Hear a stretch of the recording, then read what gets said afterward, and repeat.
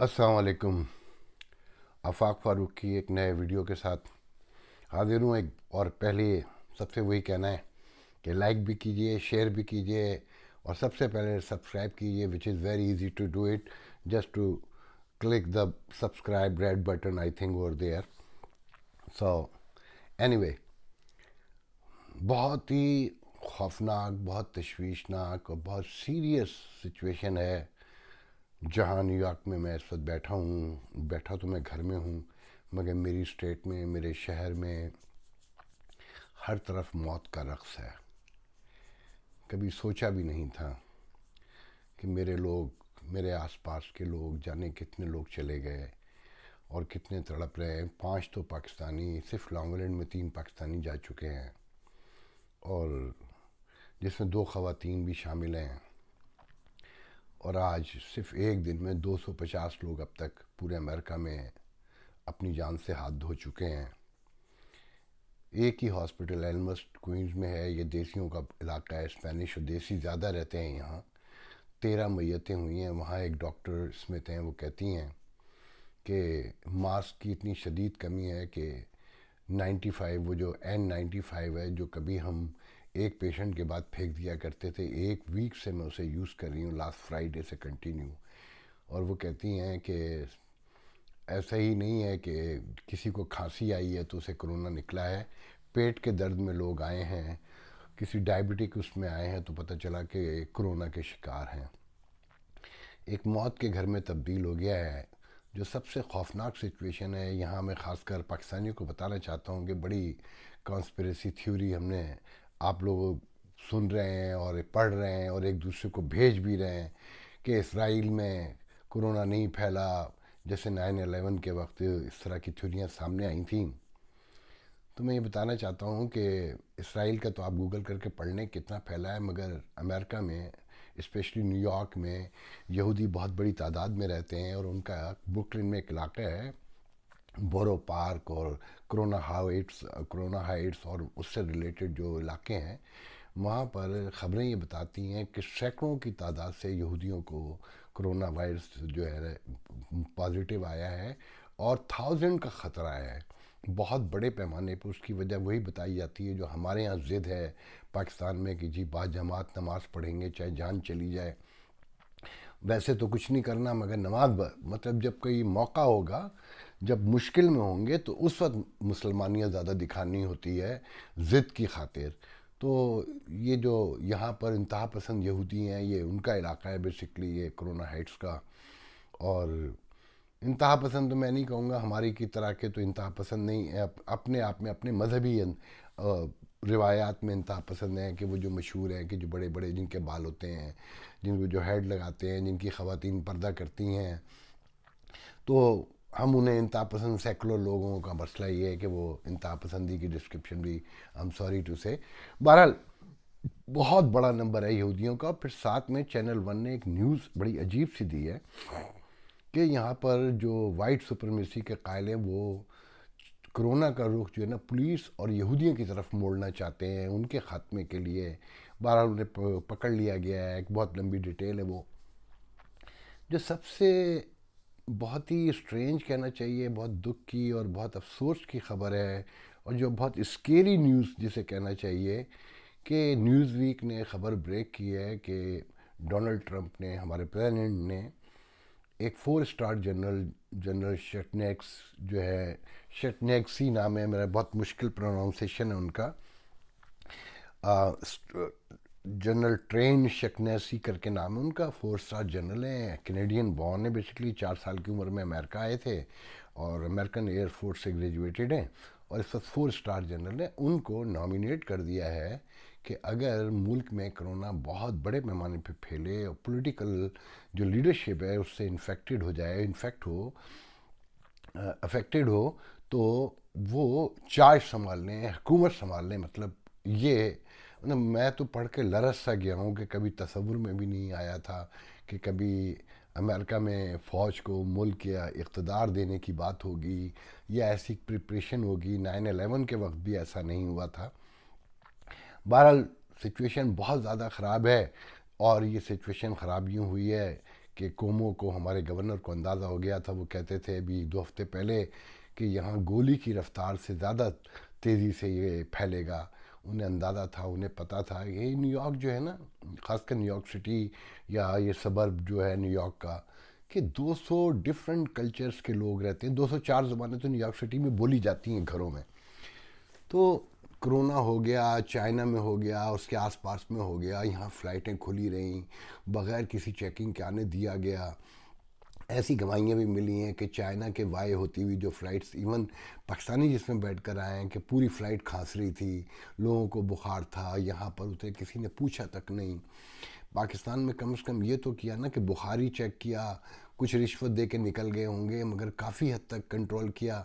اور جو باقی ایشو ہوئے وہ وہاں تو دیکھیں ایکسپیکٹ کر سکتے تھے نا، تھرڈ ورلڈ کنٹری ہم کہتے ہیں، کوئی نظام نہیں ہے، مگر بہت شرمندگی سے کہنا پڑتا ہے کہ یہاں پر بالکل بھی کیئر نہیں کی گئی اور یہ ایپیک سینٹر بنا دیا گیا.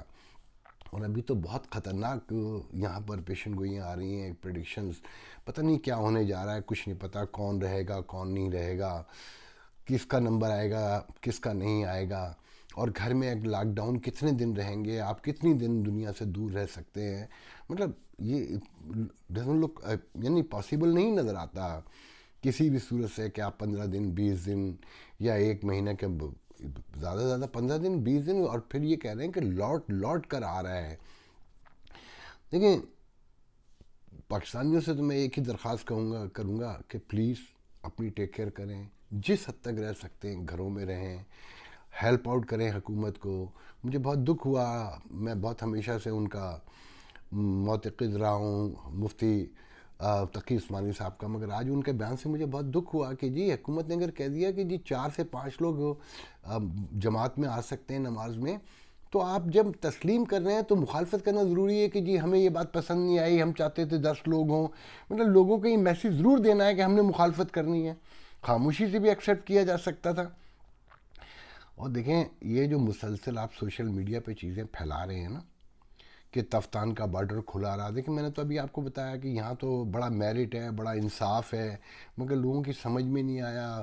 اور یہ شاید ایک دوسری بحث شروع ہو جائے گی ڈیموکریسی کی اور اتھارٹیرین سسٹم کی کہ کون سا بیٹر ہے، کہ جمہوریت کی کوئی پرابلم تھی کہ یہاں نہیں روکا گیا اور وہاں اتھارٹیرین سسٹم تھا تو ہر چیز روک لی گئی، اور پاکستان جیسے ملکوں میں کوئی سسٹم ہی نہیں ہے. دیکھیں یہ تفتان کے بارڈر سے جو ہوا ہے، جو زلفی بخاری کا نام آ رہا ہے، تو میں ایک بات آپ کو بتا دوں، یہ بالکل ایسے ہی ہوا ہے جیسا آپ لوگ سمجھ رہے ہیں، مگر اس کا بیک گراؤنڈ سمجھنے کی ضرورت ہے. آپ نے اپنی اقلیتوں کو اتنا غیر محفوظ، اتنا احساس کمتری میں مبتلا کر دیا ہے، اتنا انسیکیور کر دیا ہے، اتنا بد اعتمادی ان میں پیدا کر دی ہے کہ وہ جب موقع لگتا ہے اپنے فائدے کے لیے سوچنا اور غور کرنا شروع کر دیتے ہیں. اور یہ انسانی نیچر ہے. جب میرٹ نہ ہو، جب لوگوں کو یہ خوف ہو کہ آپ انہیں مار دیں گے، آپ انہیں کسی عقیدے کی بنیاد پر الگ کر دیں گے، تو وہ اجتماعیت سے ہٹ کر سوچنے لگتے ہیں. اب یہ بات کسے نہیں پتا کہ صرف ایک شہر کراچی میں تقریباً 150-200 شیعہ ڈاکٹر مارے گئے. میرے اپنے جاننے والوں میں اب درجنوں واقعات سنا سکتا ہوں کہ ہم نے کیا کیا ظلم کیا ہے، یا کوئٹہ میں کیا ہو رہا ہے. اور پھر دوسری بات یہ ہے کہ دیکھیں یہ جو کہا جا رہا ہے نا کہ یہ ہزارہ شیعہ جا کے وہاں پر ایران کے حق میں سیریا میں لڑ رہے ہیں، تو آپ یقین کریں سنی بھی جا کے لڑ رہے ہیں. یہ دونوں طرف کے لوگ، جو دونوں طرف کی لڑائی ہو رہی ہے سعودی عرب کی اور ایران کی پراکسی وار میں، اصل انر آپ ہی ہیں، وہ شیعہ بھی ہیں وہ سنی بھی ہیں. تو زلفی بخاری نے جو اگر کیا ہے، میرے علم میں نہیں، اگر کیا ہے تو یہ بالکل عین فطرت کے مطابق کیا ہے کہ اپنے لوگ بچاؤ. جب ایک کوئی اقلیت ہو اور یہ سمجھنے لگے کہ وہ غیر محفوظ ہے، اس کا کوئی پرسان حال نہیں ہے، اسے کوئی احساس کمتری ہو جائے اور اعتماد سسٹم سے اٹھ جائے، تو یہی ہوتا ہے. جو اب مثال کے طور پہ مجھے یہ کہتے ہوئے بڑا عجیب سا لگ رہا ہے کہ سندھ کی حکومت کو اگر آپ 1988 سے اب تک دیکھیں تو آپ کو بہت سے عجیب سے انکشافات ہوں گے، تو وہ بھی اس معاملے میں انوالو نظر آتی ہے. دیکھیں یہ تو بہت واضح ہے نا کہ جب آپ ایک طرف یہ کہتے ہیں کہ جی چائنا میں جو لوگ پھنسے انہیں لے کر آئیں گے، اسپیشلی ووہان میں، کہیں سے بھی نہیں لے کر آئے تھے، لوگ عدالتوں تک گئے مگر آپ نے نہیں سنا. آپ نے نہیں سنا کہ انہیں واپس آنے کا کوئی راستہ دیا ہو. ایون عدالت نے یہ کہہ دیا کہ ہم حکومت کو اس کی پالیسیوں میں نہیں روک سکتے اور مداخلت نہیں کر سکتے, یہ اس کا فیصلہ ہے کہ وہ لائیں گے یا نہیں لائیں گے. مگر تفتان کا بارڈر سافٹ کر دیا گیا, اوپن کر دیا گیا, کھول دیا گیا, اور بہت تیزی سے لوگ آئے, انہیں نہیں روکا گیا, اور جو اس طرح روکا گیا وہ سب کے سامنے. تو اصل بات یہ ہے کہ اس میں جو وزیر صحت ہے نا, جس کی آج ایک ٹیلی ویژن پر ایک سوڈو انٹلیکچوئل بٹھا کر ہمارے ہی, میں کیا کہوں کہ ہمارے ہاں تو ناجائز کیا لفظ استعمال کرنا چاہیے, جعلی صحافی بھی پیدا ہوتے ہیں, جعلی دانشور بھی پیدا کیے جاتے ہیں, جعلی سوشل ورکر بھی پیدا ہوتے ہیں, ہر طرح کا جعلی جو ہے نا وہ پیدا کیا. ناکام سنگر, ناکام کھلاڑی, ناکام, مطلب جو ناکام ہوتا جاتا ہے وہ این جی او بنا لیتا ہے اور وہ ہیرو بنتا ہے. اگر میڈیا کی سپورٹ ہو تو وہ سب کچھ ہو جاتا ہے. تو آج ایک ناکام سنگر جو بہت بڑے سوشل ورکر بن چکے ہیں, جن کی اپنی کوئی تعلیم شعلیم بھی نہیں ہے, مگر بھائی ٹیلی ویژن ساتھ ہے تو اٹھایا جا رہا ہے ان کو. تو وہ بڑی تعریفیں کر رہے تھے ظفر مرزا کی, جو وزیر صحت, مشیر صحت ہیں, کہ ان جیسے لوگ ہوں. حالانکہ مشیر صحت کو تو استعفیٰ دے دینا چاہیے کہ جب تفتان کا بارڈر کھلا اور ایک طرف آپ موصوف کہتے تھے کہ جی کچھ بھی ہو جائے چائنا سے لوگ نہیں آئیں گے ورنہ پاکستان کی صورتحال خراب ہو جائے گی, تو اب ان سے پوچھا جائے کہ تفتان کا بارڈر کیسے کھلا. انہیں سب پتہ ہے کیسے کھلا, مگر بول نہیں سکتے تھے نا, کیونکہ یہ کمزور آدمی ہیں. خیر اینی وے, یہ ایک لمبی بحث ہے. بہرحال دعا کریں اس وقت, تو اگر وہاں زیادتی ہوئی ہے تو یہاں کم زیادتی نہیں ہوئی ہے. بہت پریشانی کا عالم ہے کہ 82,000 یہاں امریکہ میں ہو چکے ہیں, اور 41 اور 42,000 جو ہے نا صرف نیو یارک اسٹیٹ میں, اور نیو یارک اسٹیٹ میں بھی صرف نیو یارک سٹی میں اکثریت میں ہے, اور پھر لانگ لینڈ کی 2 کاؤنٹی سفک اور ناسو میں ہیں. تو دعا کے علاوہ اب تو کچھ نہیں بچا ہے, کیونکہ اس کا علاج تو کچھ بھی نہیں ہے.